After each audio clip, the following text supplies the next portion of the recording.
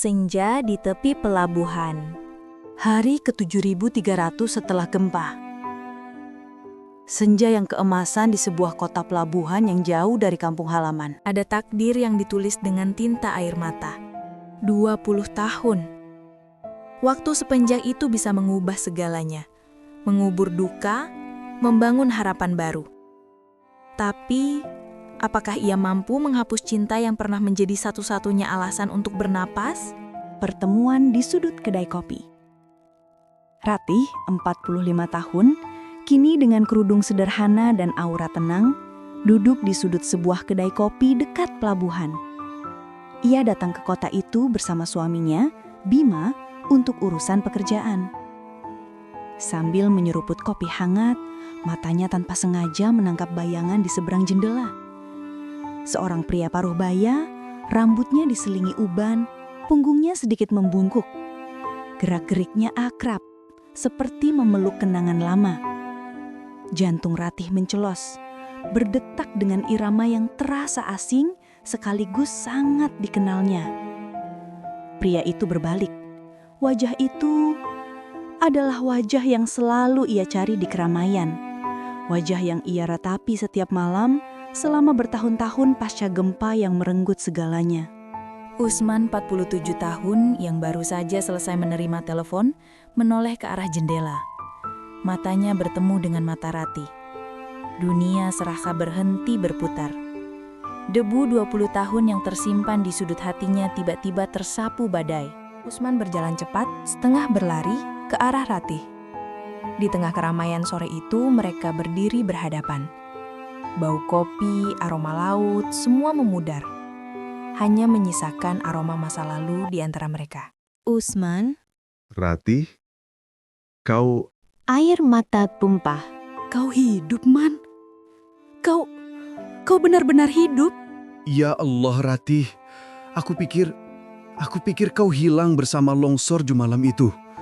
Aku mencari kemana-mana, setiap pengungsian, setiap daftar korban. Memegang bahu Ratih dengan tangan gemetar. 20 tahun yang mereka lewati dalam duka dan asumsi saling meninggal dunia, kini runtuh dalam satu tatapan. Mereka berbagi cerita yang tercecer, sepotong demi sepotong. Bagaimana Usman setelah putus asa mencari, pindah ke kota lain, mencoba merangkai hidup, dan akhirnya menikah dengan Hadijah, seorang janda dengan satu anak 4 tahun setelah bencana. Bagaimana Ratih setelah 5 tahun hidup sendiri dalam kesendirian yang pahit, menganggukkan kepala pada pinangan Bima, seorang pria baik yang menjanjikan ketenangan. Masing-masing telah membangun bahtera baru di atas puing-puing hati yang remuk. Kenyataan yang mengikat. Mereka duduk di bangku taman dekat pelabuhan, jauh dari keramaian kedai kopi. Senja telah berganti malam. Cahaya lampu kota memantul di air mata yang masih tersisa. Bagaimana Khadijah dan anak-anakmu? Baik, anakku sudah kuliah. Khadijah wanita yang sabar. Dia memberiku rumah, Ratih, sebuah tempat untuk menua. Kau bagaimana, Bima? Bima pria yang bertanggung jawab. Dia penyayang. Dan kita juga punya satu putri. Sudah kelas 3 SMP. Dia mirip sekali dengan Muman, senyum dan matanya. Kenyataan yang mengikat. Usman menghela napas berat. Keheningan melanda. Kenangan tentang rumah mereka yang sederhana, janji-janji yang tak sempat terucap habis, dan mimpi-mimpi yang terkubur berputar di udara. Usman dengan suara rendah dan serak. Aku tidak pernah berhenti mencintaimu, Ratih. Tidak pernah. Selama 20 tahun, setiap malam aku berdoa, ya Tuhan, lindungi Ratih dimanapun ia berada. Bahkan ketika aku menikahi Khadijah, aku jujur padanya. Aku mencintainya sebagai istriku, ibu dari anakku, tapi... Aku juga, Usman.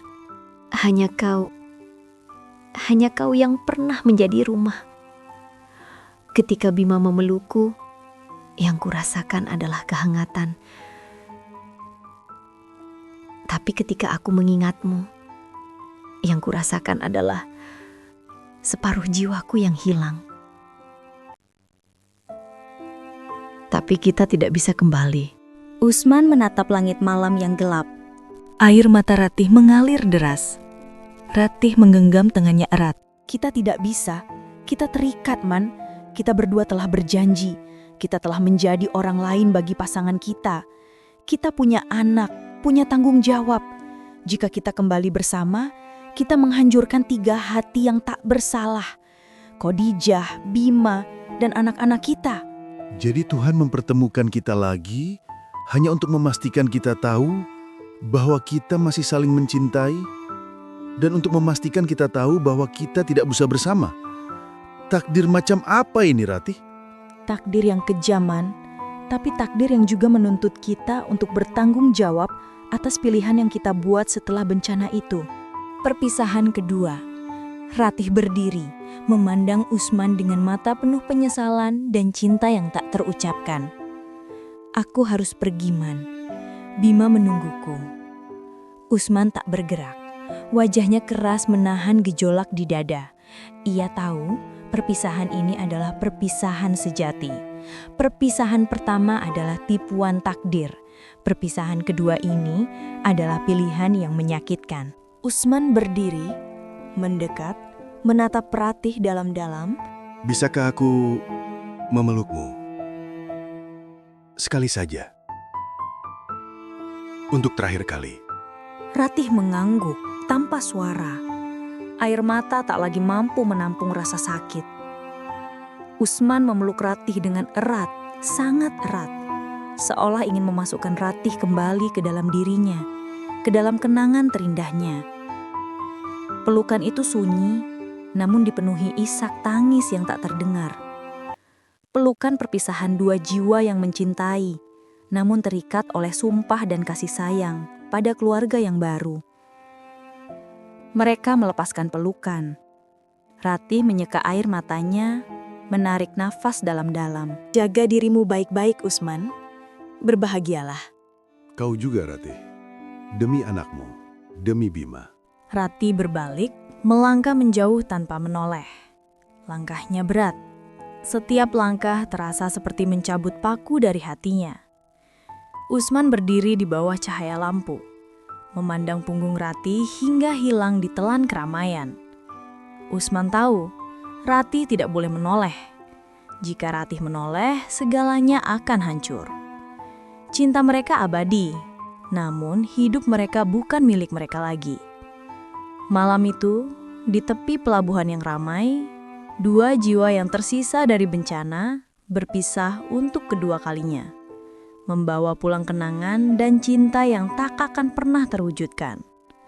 Sebuah pertemuan tak terduga yang menjadi perpisahan paling menyakitkan.